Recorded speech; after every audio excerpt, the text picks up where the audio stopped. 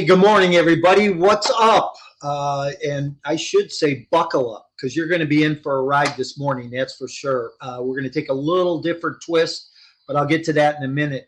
Hey, this is Multifamily Unplugged. It's Saturday morning, and this is our weekend show. I'm glad that you're here. If you are new to the show, welcome. Go grab some coffee because you're going to want to be charged up for this one this morning, that's for sure. If you've been here before, you know we always bring new content every week. We bring great guests, people that do something a little bit different in the multifamily space, in the real estate space, whether it's raising capital, whether it's development, whether it's multifamily. But we're focused on that multifamily development and all those things that go into it. So this morning, we're going to get a little bit of experience on the development side. And we've got a great guest this morning. I want to make a mention, though. I put a post out on Twitter, actually, this week, and I just asked a question. I said, hey, who's your hero? And I want you to think about this for a minute, but somebody had responded back, and they had said that their hero was their dad. And boy, I'll tell you what, just that comment moved me. And I thought, you know what? That's every father's dream, right? Is to have their children say that they're their hero. So I put that out there because, you know, not all of us have great family situations. Kids are mad at us. There's dissension along the way. There's estranged parents or estranged children. And you know what? It doesn't have to be that way, right? You know, we only live once. Life is short. Love your kids. Kids love your parents. But this just moved me to the core when she made that response that her hero was her dad. Because like I said, I think it's every father's dream to be that hero. So you know what? What are you doing on a daily basis to be that hero in your children's lives? You know, we talk a lot about giving back to other people and how are we giving back to our children, especially when they're older, right? And off to college or out of college or having their own life. How can we do more? So I'm glad that you're here this morning. And, you know, for content like this, for our podcast, our show, you can follow us over on Multifamily Unplugged, our Facebook group, or you can subscribe to our Instagram, YouTube channel. Always dropping out good content like today's guest. We're going to make sure that we get him posted back up on the YouTube channel so that you go back and be able to listen to that. Anything I can do for you, don't hesitate to reach out. And we would love for you to follow us and subscribe to YouTube and Multifamily Unplugged so that we can help you on your real estate journey. All right, our guest this morning, Ryan Mosley. You know what? Interesting guy. I met Ryan through a mutual friend, Kylie Miller, who was having an event in Dallas, Texas that I was at a few months back. And Ryan and I got talking. We wound up going out with another friend, Will, and had some cigars that night and really just kind of laughed and joked and talked about business and really had a great time. But Ryan has a podcast called the Vision Lab Podcast, which is really, really great content. And why I like these guys so much is they're always smoking cigars on their show. So I'm looking forward to getting back to Dallas and being on that show. But he's with a company called OTM Investments LLC. So let's bring him in real quick and see where we go. Ryan, what's up? Mike, good to see you again, sir. Man, it's good to be seen. Right, better than being viewed. You know what? Every day you got to be grateful for today, right? Especially when you get to be my age. Hey, the old saying is, no matter what it is that you're complaining about in life, there's somebody who's got it worse for sure. 100%, brother. Hey, listen, before we jump in, and I know we're going to really get into some rabbit holes this morning, but one question I always ask my guests is, in one word, what best describes you personally and professionally? Personally, hustle and loyalty. I know you said one, but personally, hustle and loyalty. I am the friend who will get in the foxhole with you. I am the friend that will stand on the table for you when others won't. We're all at a certain age in life now too, to where the people who are close to me, I am the person who will make sure I check in with you every single time you have a birthday. I'm the person who will pop up at the hospital when you have a kid. Loyalty and hustle for sure. I'm the person, if there's an idea and I find out that it's successful and that everybody around me can benefit, like I don't sit on information. Like I want everybody to be able to eat with me. Yeah. You know, and we'll get into it, but you know, I think part of our charge as a human, especially those of us in the business we're in, right? And we've seen what it can do for people. If you've got the ability to build a table, make sure there are chairs for other people to sit at the table. It's not just for you. Yeah, I love that.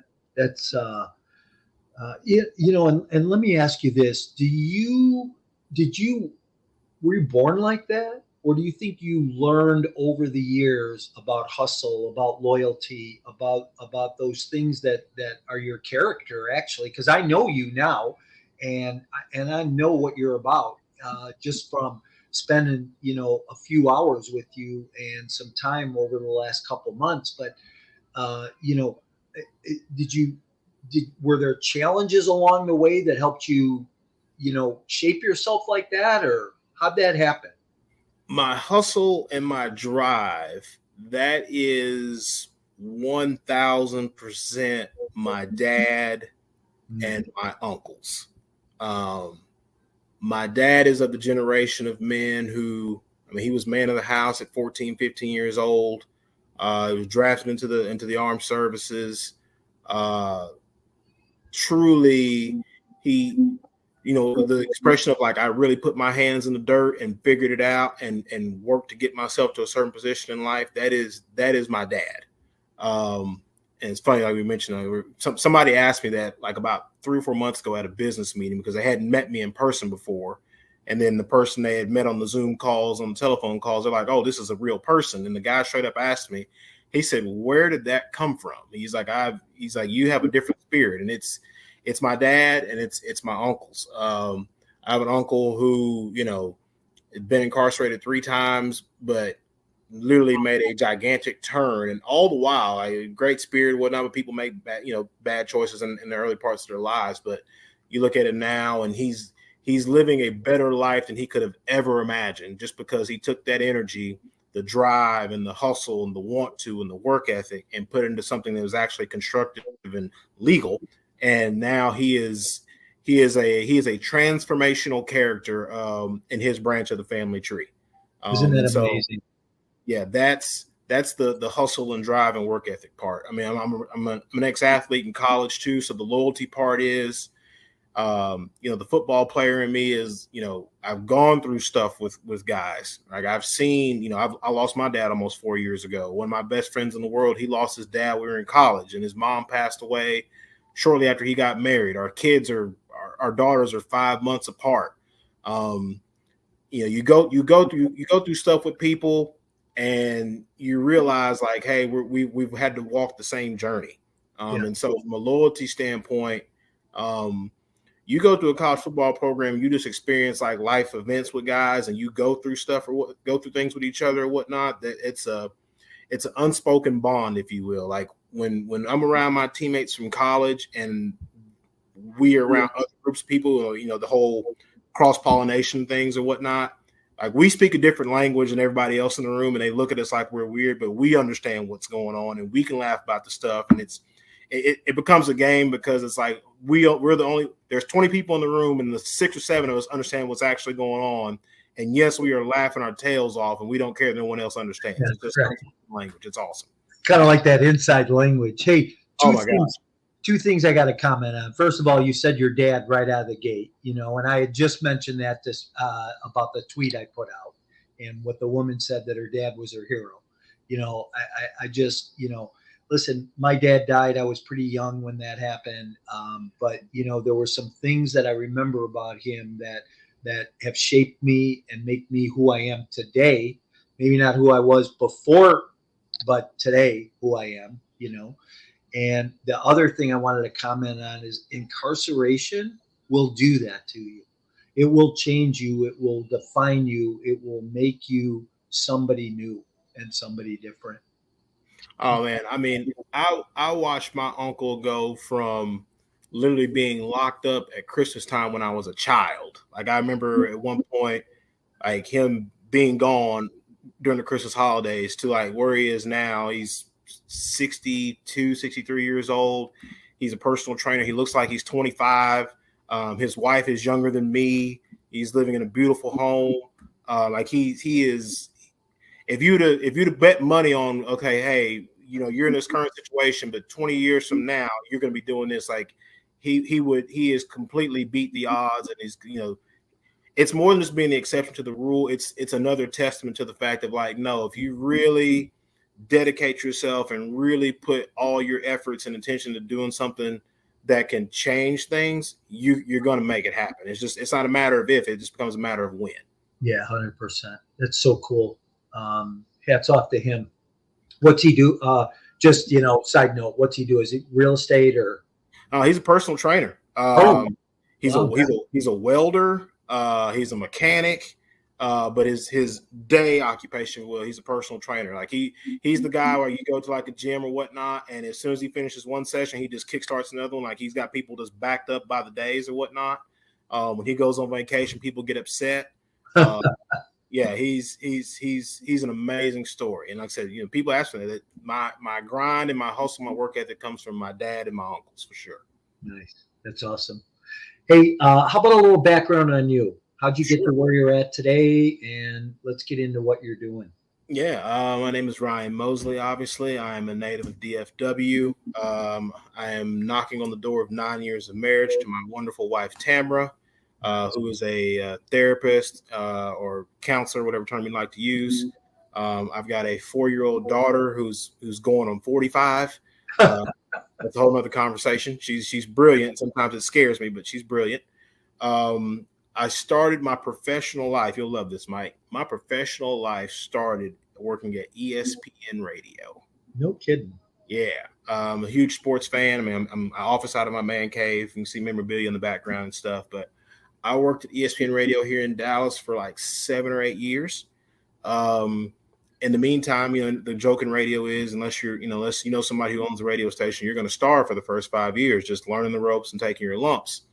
And so along that journey, I worked overnights. I worked the overnight shift. So my work day started like 11:30 at night and would go to like 5:30 in the morning. And so one day a guy I worked with on the show, he's like, hey, there's this sales company that's like 2 exits down the freeway. They're giving people a salary of, at the time, a $32,000 salary, benefits, all that good stuff. He's like, we need to go apply. And so sure enough, I applied and got hired. It was a digital marketing agency.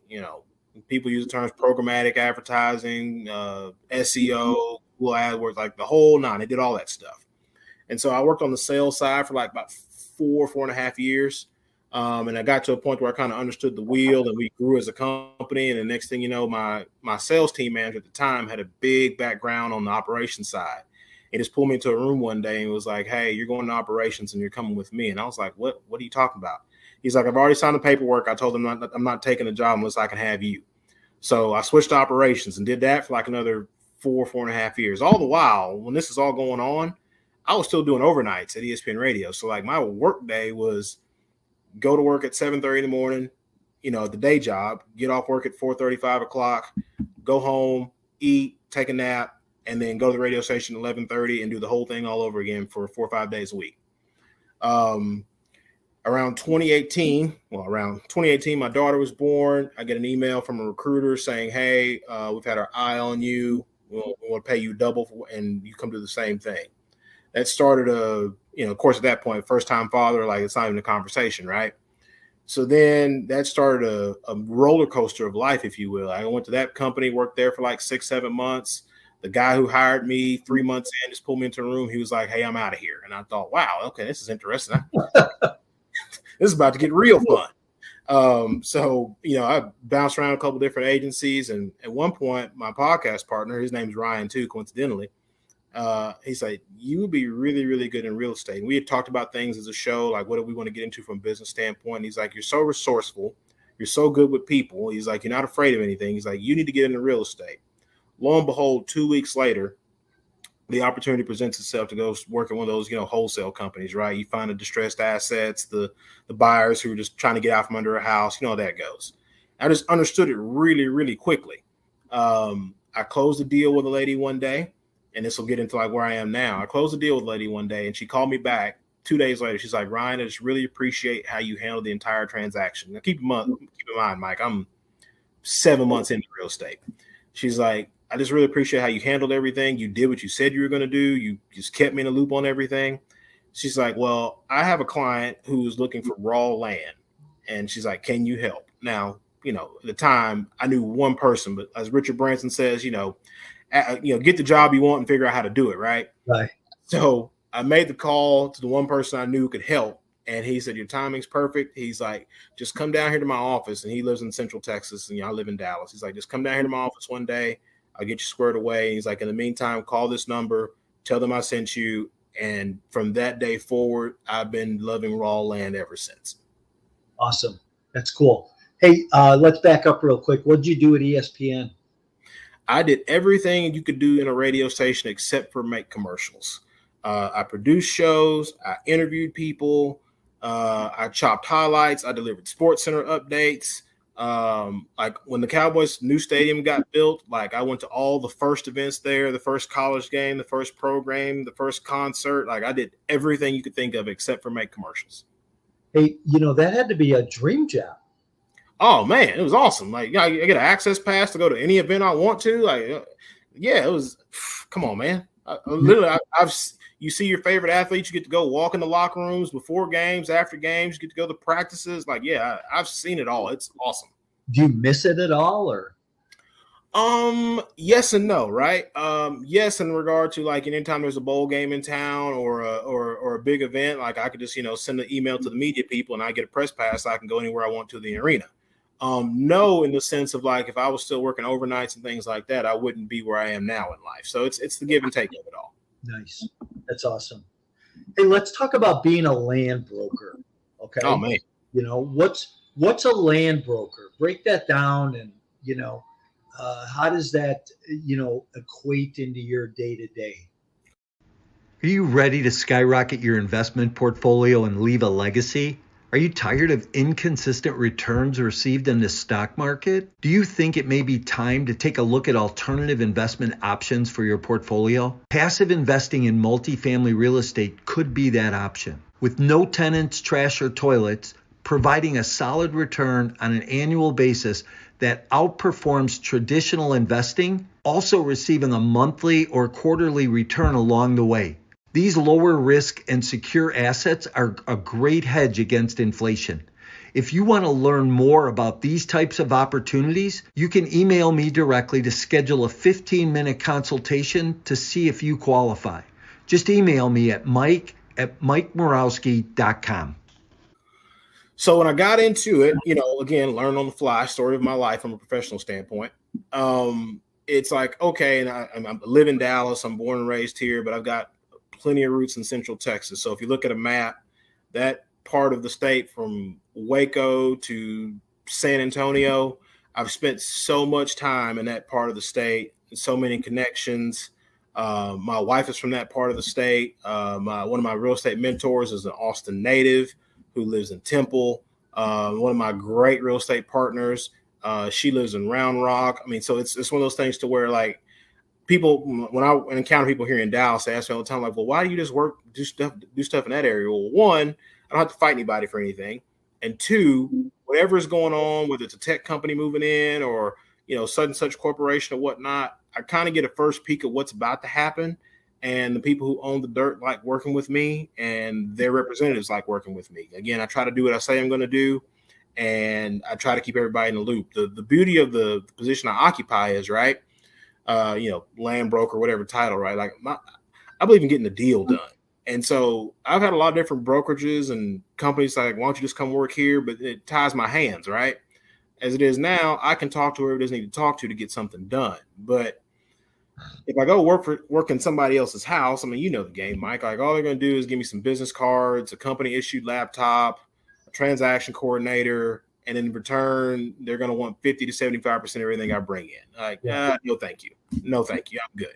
I'll just keep working with my partnerships. Now, to the part we're gonna dive into on the development side. I'm getting a crash course in that right now, but it's one of those things to where, from a land broker standpoint, I love the idea of watching raw dirt, and the next thing you know, there's bulldozers and cranes and all that stuff, and then there's holes in the ground, and there's pipes poking out of the ground. All the meanwhile, you're back and forth with city people on utilities and all the rigmarole that we in real estate understand. So I just love watching that process. I don't really.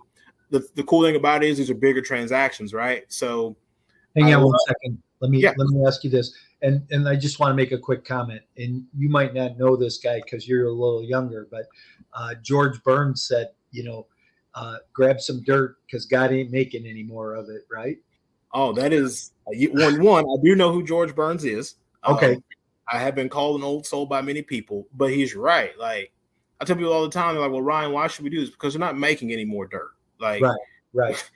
We can make more buildings, but you can't make more dirt. Like, and until Elon figures out a way to do that, you can't make more dirt.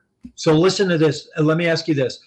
Are you just taking it and reselling it, or are you taking it and entitling it? Are you making lots out of it? What are you doing when you buy tie up a plot of dirt? Because I almost look at it like maybe you're kind of like a wholesaler on the single family side, where maybe you tie up a piece of property and then you go and have an end buyer for it. Is that kind of how that works, or no? Are you doing the entitlement and maybe even putting roads in? I am all of the above, in the sense of I don't have to wholesale anything. Here's how it normally goes. Like, this is the day in my life, right? I get up, take my kid to daycare, and then my phone rings. Hey, Ryan, and it's group such and such, or capital group this, or private investment group that, whatever the entity is. Hey, we've got X amount of dollars to deploy. We want to build a subdivision. We want to go build apartments, or whatever it is that we want to build, an industrial park, whatever it is they want to build. 2 questions I get. 1, do you know of anything that's available? 2, can we talk to the person who's actually in charge of the land? And I just go from there. 9 times out of 10, I have something sitting in the bag, or I've had a conversation earlier that day or the night before with somebody. And so I don't have to wholesale anything. It's just a matter of, hey, you might say, I want to go build a subdivision. I need arbitrarily 50 acres to go do something. All right, cool. Mike, I'll call you in a day, and I'll put you on the phone with whoever owns said acres in said location. Let's put you guys on the phone and let the adults work it out. And most of the time, hey, Ryan, thank you so much for keeping us out of a bidding war. Thank you so much for getting us in contact directly with the person in charge. What fee would you like, or would you like equity in the deal? Like, by all means, thank you for helping us out. And I hope you're doing both. Yes. Because we had that conversation the night we met. And yes. You need to be doing both, equity and getting a fee for your work. But you're a glorified connector is what you are. That's a great word to use. You're keeping your hands clean. Yeah. Now, the fun part is, on the development side, like, I'm literally waiting on paperwork to clear right now. Like, I brought a deal to a development group, and they were so happy. And I said, well, I've served this up for you. Like, I would like equity in the project. They were like, absolutely. I was like, hey, I keep getting asked about, doing developments. Can I just learn from you guys? And they were like, sure, come on. So as soon as paperwork's cleared, I'll get that in my toolbox too. Nice. So talk about the development stuff. We kind of, before the show, started to talk a little bit about some development opportunities you have and some things you're working on. Tell us what you're working on. Oh, man. Central Texas, right, is just, if you're an investor, a developer, a builder, whatever part of the wheel you're in, like, it's a paradise, because a lot of those places in that part of the state, they're all pro growth. It's one of those things to where we'll use a place like Taylor, Texas, for example, right? Just arbitrarily. It's the home of Samsung's new $17 billion microchip plant. So from the untrained eye, like, people from California, like, well, why would we do anything? Well, I don't know, because Samsung's putting a $17 billion microchip plant there. You need to build something. Their workforce is going to have to live somewhere, right? But to the untrained eye, like, Taylor, Texas is not Austin. Well, no, it's not. But Taylor is going to give Samsung all the tax breaks, all the benefits, so on and so forth. So when someone calls me and says, why should I build something there? I don't know, because they're bringing a whole new economy to there, and they're going to have to house their people. Here in Dallas, on the north side, Texas Instruments is doing a gigantic expansion. I'm working on a project up there literally as we speak. I hope to have equity in that deal too. And so it's one of those things to where, you and I talked about this earlier, like people keep saying, well, no one's building anything. Well, that's funny because tech companies keep moving to Texas and their workforce is coming. And I live 15 minutes from where the new Universal Studios is going to go in Frisco. People keep building stuff. People keep saying no one's building anything. It's hard to believe that when I'm around it every single day. Yeah, right. There's a new HEB getting built 5 minutes outside of my subdivision right now. And HEB is pretty smart from a business standpoint. They only build where rooftops can support their stores. Isn't it amazing, though? I mean, there's so many doomsday experts out there right now. And you know what? You got great job growth in the marketplace. Unemployment is still low. They can't seem to slow down the economy. The feds are going to raise the rates again, and probably more than, they've indicated more than we've anticipated. So, trying to slow things down, but things are still going. And, if you compare this time to 2008, right? There's more equity in the marketplace today than there was in 2008. You got people that have interest rates of 3% in their homes. Why they don't want to move? So you don't have the upheaval that we had before. Even the foreclosure market is lower than than it was in the past. So, and so on one hand, everybody says, hell, this is going to be the worst time in history. On the other hand, if you look at it from sit back in your seat, it's not that bad. I mean, I'm in the city in Chicago here, and the cranes are still running, and they're still putting temporary fences up, and you walk down a block and you go, damn, where'd that building come from? So. I am of the mindset that it's not going to be a recession. I just feel like it's more the market evening out. And again, I understand I live in Texas, so it's almost like we're an entity all to ourselves in regards to this growth and development. Like there's still so many places here to like when I was a kid, like I live on the border of Frisco and Prosper, Texas, Mike. Like when I was a kid, when I was in high school, if somebody told you they were driving to Frisco, people would be like, man, I'm not going up there. They look at you like you're going to Oklahoma, right? They'd be like, that's too far north. Now people will kill you for a house in Frisco. And so that's just an example of like, there are still so many places here where you can move and get a house for a decent price to when I was a kid, no one even thought about living there. And, again, the Universal Studios locations is going to be 15 minutes from my house. So I don't want to hear people say, well, no one's building anything. Bull. Yeah. Those companies don't spend that kind of money unless things are looking right. And from an interest rate standpoint, I will never claim to be a finance expert, right? That's, I've got friends who run hedge funds, stuff like that, and I get my information from them. But you can tell me if I'm wrong. But when interest rates even out and, people feel a little bit better about going to get money and, we're not fear mongering, as you said. Well, what happens when all the big people get back in the pool? Those independents and the mom and pops, like I tell them all the time, you better get busy now because when everyone feels like it's okay to get back in the pool, you're going to get money whipped. Like you better make your move now because when it's safe to go back outside again, the game's over. Right. Absolutely. 100%. And I tell people all the time today that if you can position yourself in front of the next bull run, you're going to create wealth for yourself. This will be one of the biggest redistributions of wealth the country's ever seen as a result of the dynamics that are going on. But position yourself today. Stop waiting. Whether you're passively investing or actively investing, position yourself today because we're going to go up that hill again, and you're going to say, God, I should have got in. So amongst all the things I do, I'm part of an investment group too. There's 7 of us, and we've got a pretty eclectic group. I mean, you can imagine there's 7 different people. Everyone's got a different discipline that they're really good in, right? And so we came together as a group 7-8 months before the pandemic actually hit, and we actually wound up building a couple properties in the midst of the pandemic. So, like you said, like when stuff's happening, that's kind of the time to get busy. And my thought process. We originally planned to make X amount of dollars by building these properties. By the time we got done, we made like 5 times what we thought we were going to make. while everyone else was scared and running for the hills, I was like, no, like y'all better, we got to get this done now, because when it's safe to come back outside, there's more competition. And so it benefited us greatly. And now we were able to go get in other investments and play all kind of fun games, if you will. And so that's a lot of times I tell people that, well, Ryan, we're afraid to pull the trigger. Well, look, man, one, as you said earlier, you can't make more dirt. Like when it's gone, it's gone. And again, unless Elon figures out a way to create some more dirt. And then when everyone feels safe to get back in the pool from a finance standpoint, like you're going to be at a disadvantage. Yeah, 100%. What Warren Buffett say? He said, when everybody's going one way, go the other way, because that's where when everybody's running from the blood in the water, go towards it. Oh, you and I speak the same language in a lot of things. It's, and maybe this is, me, the door I came in through real estate or whatnot.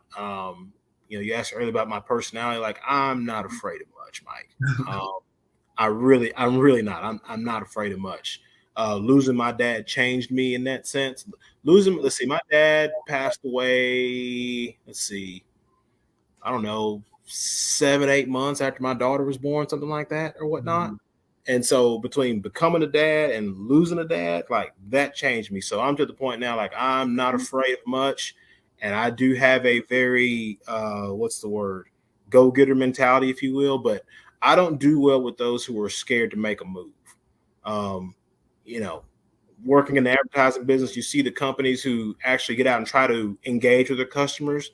Yes, they spend a little bit more money, but they ultimately make it on the back end because they're the ones who are actually trying to work with the customer, work with the potential buyer.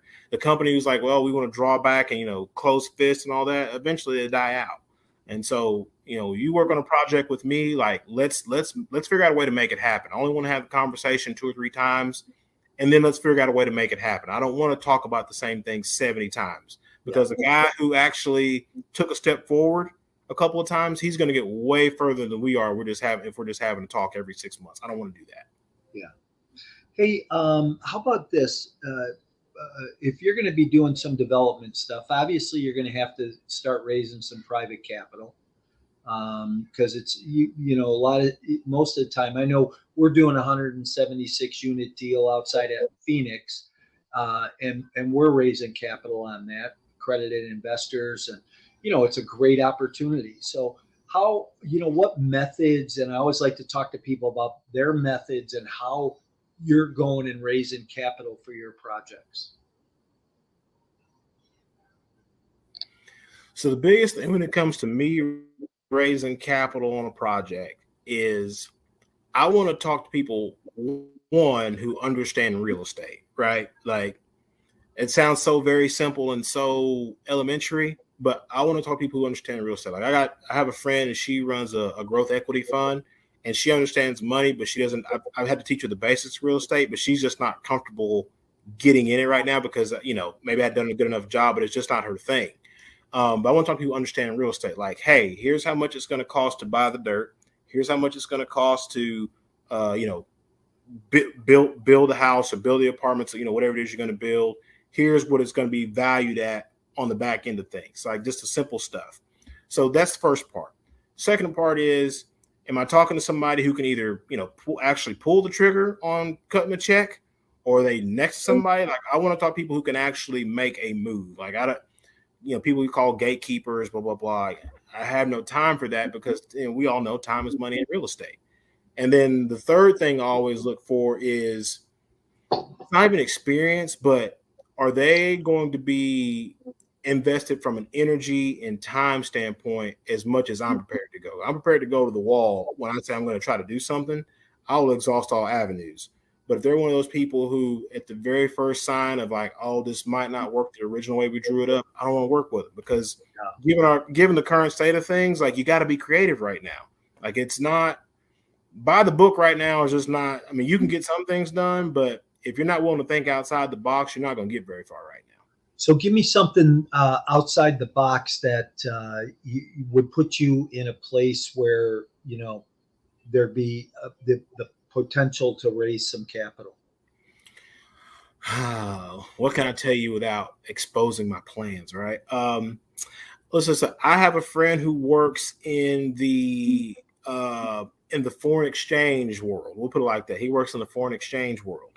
And so I talked with him right before Thanksgiving. And he's like, Ryan, I see what you're doing. He's like, I might have something for you. He's like, give me a few more weeks before I tell you about it. Sure enough, he calls me between like Christmas and New Year's Eve. And he's like, I got it. And so he's got a cool little platform to where it's set up for people to literally create capital through forex trading, right? And it's deep, right? In the sense of like it's more than just a regular like, okay, I'm going to trade this dollar here. He thought of it and put it together and built it with the entrepreneur or the person who's in need of capital for a project. He built it with that person in mind. So where you can look up in 6, 12, 18 months, like, oh, you got a nest egg of a few $1,000,000 and now you can go do something. And we all know once you get one down, the floodgates open. Right. So I've taken advantage of that. That's in the microwave, if you will. There's some other things that we as a group have looked into. So yeah, I can't give you all the sauce, man. Can't give you all the sauce. Hey, I always look at it like this, one nugget is enough to help somebody grow a little bit. So, that's something totally outside the box. So thanks for sharing that. Absolutely.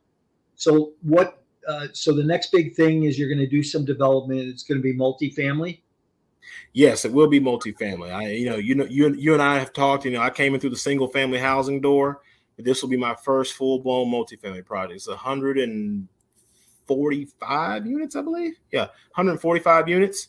And literally, as we speak right now, I'm just waiting on the paperwork to clear, and we already have an agreement with the development company. And as soon as everything is stamped, we're off and running. Like everyone's had a talk, and we've agreed to terms on everything, and it's go time. Great.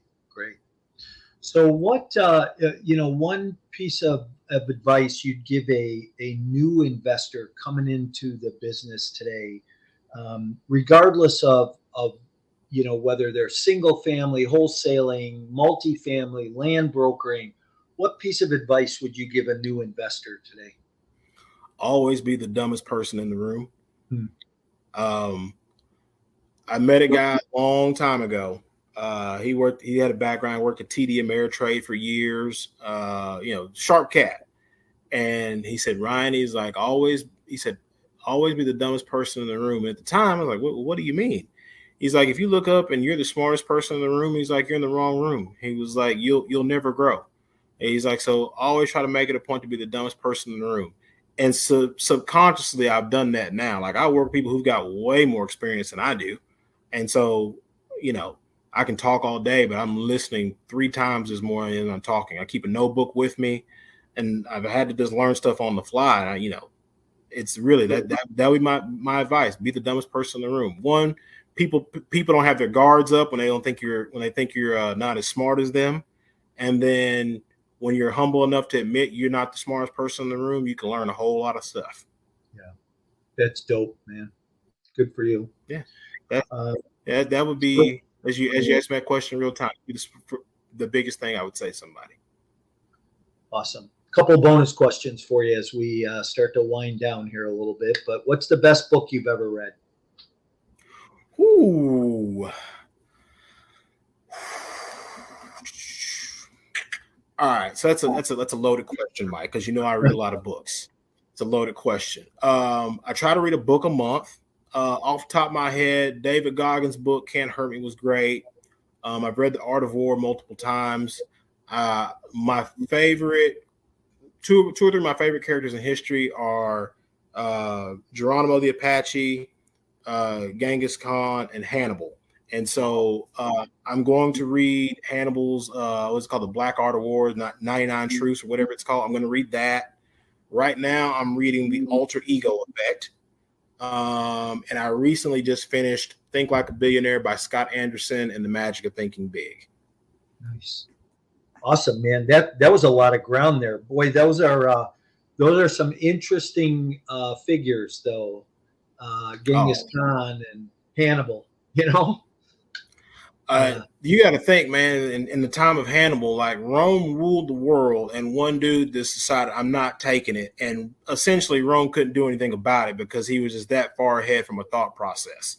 Like, he's fascinating. He's fascinating. In a time where Rome literally ruled the world, they couldn't stop one man. That's cool. Hey, best restaurant in Dallas? What do you want to eat? Best restaurant you like? Okay, so here's the thing, right? I don't eat red meat. People encounter me like, what do you mean you don't like you? They're like, clearly you're a former athlete. Like you don't. Yeah, I quit red meat at 17 years old. Wow. Yeah. So I would say my wife and I are big fans of Eddie V's. I love their seafood menu. Del Frisco's.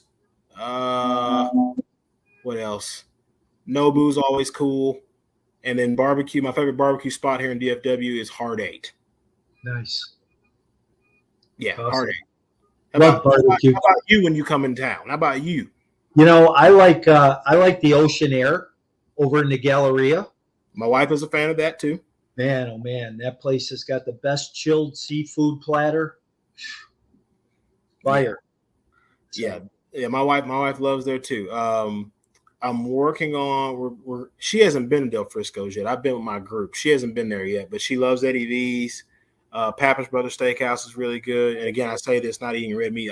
I'm the guy like get the menu. Like I don't care about your Wagyu. I don't care about your tomahawks. Like what type of fish do you have on the menu? If it swims, I eat it. Let's go. All right, nice, good. I love fish too. So I actually had a killer. I was in Scottsdale yesterday, and I had a killer shrimp salad that was just off the chain. It was really good. I have not been to Arizona yet. I do plan to go. It's a state I've not visited yet. I just got back from California on Father's Day weekend a few weeks ago. I had an impromptu trip. I got to see my little brother who works for Disney out there. Nice. It was my first time in Cali. It's a different place. It's a different place. That's all I'll say. For sure it is. Where'd you went to L.A., Disney, and Pasadena, or he works for Disney. I went to L.A. I was in El Segundo, and I went to a celebrity golf event for Travis Matthew, the golf clothing company. They're a really, really cool company. I just got invited to go to an event there at the Top Golf in El Segundo. There was a bunch of retired athletes there, like T.O. and Reggie Bush and Tommy Harris of the Chicago Bears, David Justice. John Barry, the basketball player from the Spurs. It was a really cool event. It was awesome. You must have misplaced my phone number. Hey man, I went last minute. Like literally, the event was on a Monday afternoon. I landed in LA on Sunday night. Like it was just very impromptu. Like, hey, I got to go to LA. You want to go with me? Sure, I'll go. And then I learned the hard lesson about the airport in LA. Like I landed Sunday night, my bags didn't get there till Monday morning. Bummer. Hate when that happens. Hey, thanks for being here this morning. How do people get a hold of you if they want to connect with you? Oh man, let's see. My email address is OTM. That's Oscar Tom Michael. Then the term real estate investments at Gmail. Yes, I made it long to keep me from getting spammed. My friend who runs the equity fund, she's like, Ryan, get a real email address, and I plan on doing it at some point. My LinkedIn is Ryan Mosley. I'm not hard to find. The name of my show is called The Vision Lab Podcast. I'm the chief operations officer of that. Anything Ryan Mosley with number 99 behind it, I'm not hard to find. Perfect. Ryan, thanks for being here this morning. I appreciate you. I'm going to move you out to the back room. If you hang out with me for a minute, I'm going to say goodbye to everybody. No problem at all. Perfect. Thanks for being here. Hey, everybody. That was a great show this morning with Ryan Mosley, talking about land and development and multifamily and raising capital and, just laughing and having a good time. So I hope that you got a couple of nuggets out of this morning, and that I hope you grabbed a couple of things that are going to help you to further your business, further your growth in the industry, whatever you're trying to accomplish, whether you want to be on the development side or just on the workforce, housing, multifamily side, whatever you want to do. If I can be of any help or answer any questions, don't hesitate to reach out, connect with me on either social media, anywhere you hang out, you're going to find us, whether it's Instagram or LinkedIn or YouTube. If you're on YouTube this morning, smash that subscribe button, would you? Because we're always bringing content like this out to the market. And join us on our Facebook page. Join our community where we're dropping new ideas, new thoughts, new things every day for you to learn from, glean from, and grow. Thanks for being here. We're